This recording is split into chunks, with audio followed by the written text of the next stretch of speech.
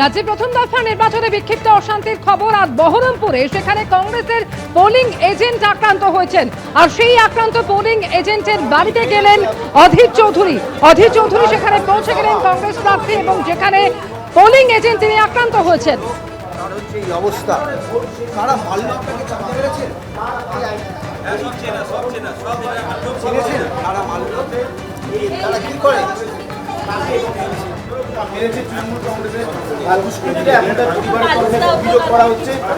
আমি জানি না আপনি কথা বলতে পারবেন, তার বাবা এই বাবাকে এবং বয়স্ক লোক, তার হচ্ছে এই অবস্থা, তারা মারল আপনাকে চাপা মেরেছে। সরাসরি রয়েছেন আমাদের সঙ্গে প্রতিনিধি উজ্জ্বল মুখোপাধ্যায়। উজ্জ্বল, কংগ্রেসের পোলিং এজেন্ট তিনি আক্রান্ত হয়েছেন, কারা এভাবে আক্রমণ চালালো তার উপর, এবং কংগ্রেসের প্রার্থী অধীর চৌধুরী তিনি সেখানে পৌঁছে গিয়েছেন, কি অভিযোগ করছেন তিনি?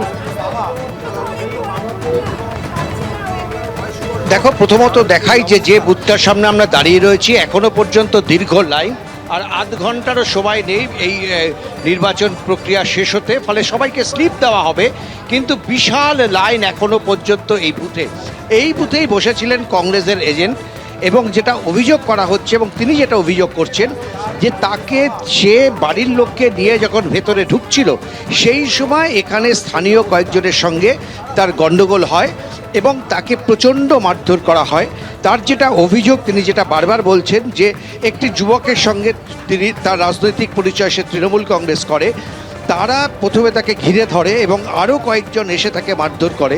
অধীর চৌধুরীর অভিযোগ যে এটা পুরোটাই ইচ্ছে করে, যেহেতু তিনি কংগ্রেসের এজেন্ট সেই কারণে তাকে মারধর করা হয়েছে, এবং তার অভিযোগ যে এই গোটা ব্যবস্থাটাকে ঘিরে একটা চক্রান্ত চলছে, তার কারণ এখনও পর্যন্ত এখানে মাত্র 60% পোলিং হয়েছে।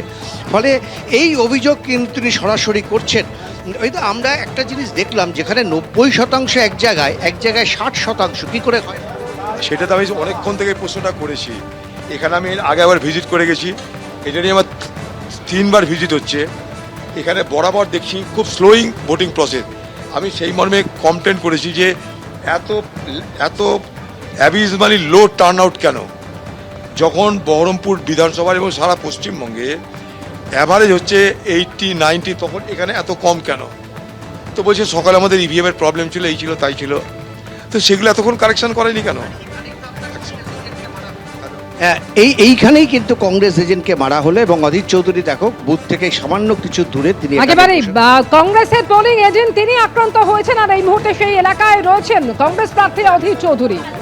এবিপি আনন্দ, এগিয়ে থাকে, এগিয়ে রাখে।